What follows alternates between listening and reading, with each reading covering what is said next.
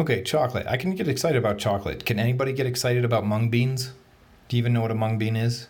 I'm not sure I do.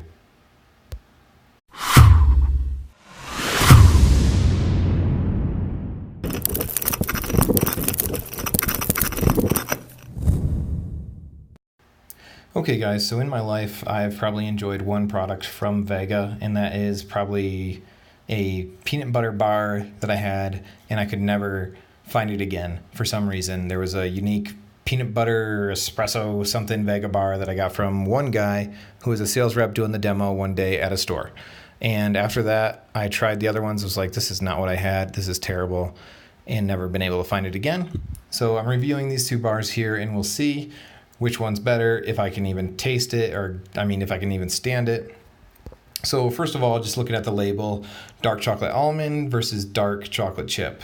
They sound really good, and I was not sure what to think. Of course, good to see non-GMO on the label for me personally, because I'm not down with GMO nothing. Oh, wrong way. So looking at the chocolate chip one here, the RDA stuff, 8 grams of fat, not bad, 1.5 saturated, pretty cool. 55 grams in the entire bar, 210. So 70 calories of fat, 16 grams of carb. This doesn't look like an updated label, because they would now have to say added sugars or natural sugars. And since it doesn't say anything about added sugars, I think these are just the old label. So that's one cool new thing, is that if it's added sugars, it'll tell you on the label, so you know what you're buying, kind of deal.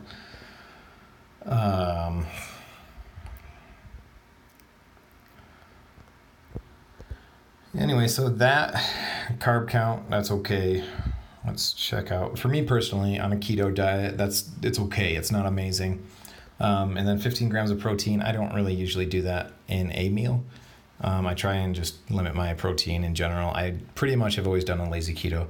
But yes, look, here's that magic thing I said in the intro, mung bean sprouts, which in other foods that I've had were just disgusting. I was not a fan.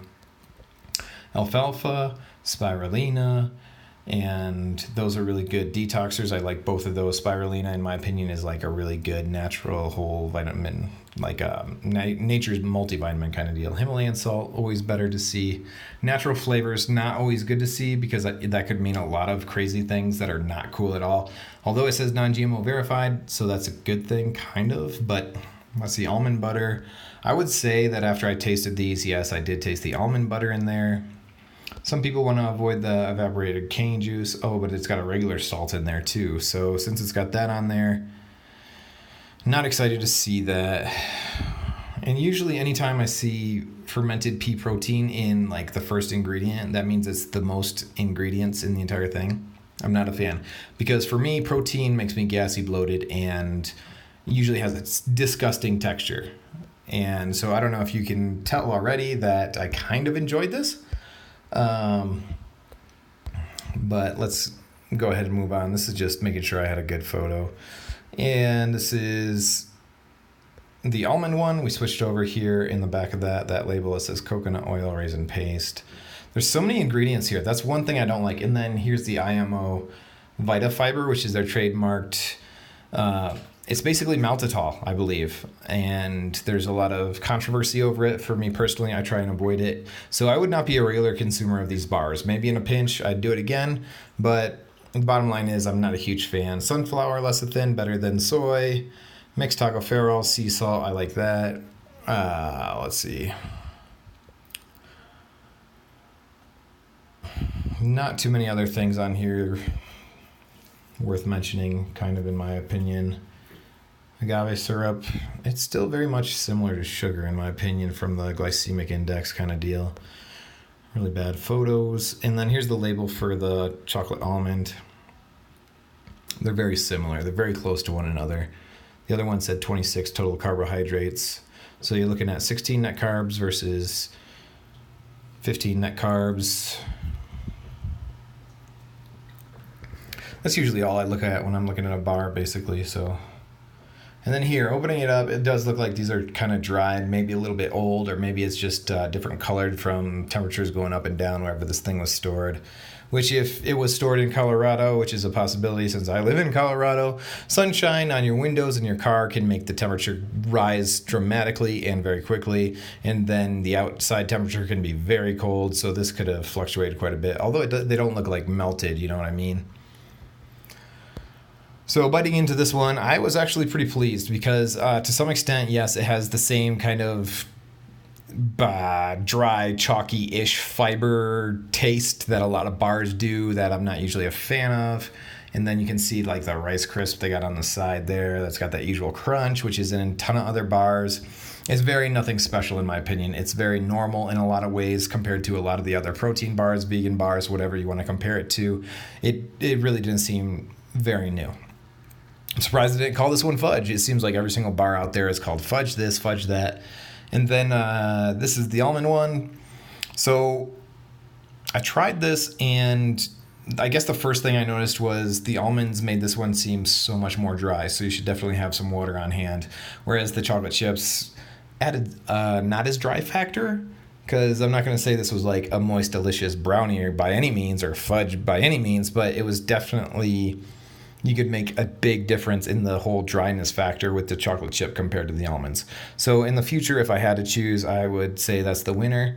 They both had very similar tastes otherwise. And I don't know that there's much else I could say about this. I probably summed it all up that the chocolate chip one's the best. In the future, I would probably not suggest it to anyone either. The IMO fiber is not a good thing in my opinion, but it's so controversial. There's not tons of information out there about it. Well, the information is conflicting, basically. And do they both have the IMO? So we're looking at the chocolate. Yep, they're both there. So it's their patented phytofiber. It's going to be in probably almost everything they put out there. I'm guessing all these bars. And the thing is, these bars are very, very popular and they sell very well from my understanding. It's just I would pass. And so yeah, move along. Nothing else to see here.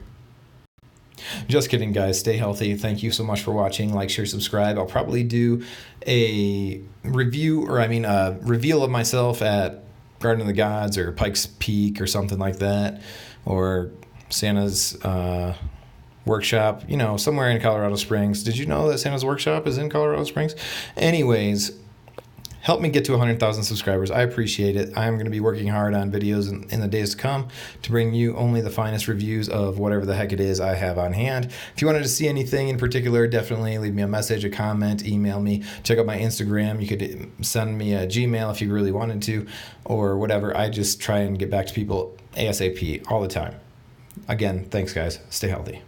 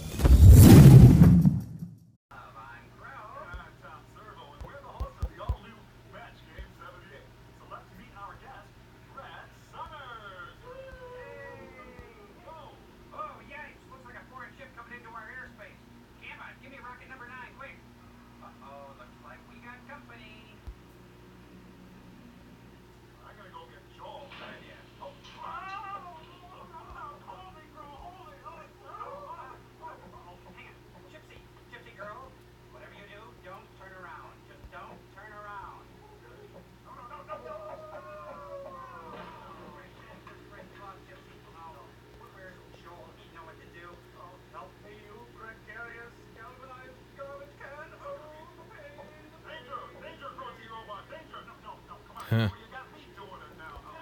Doesn't look keto.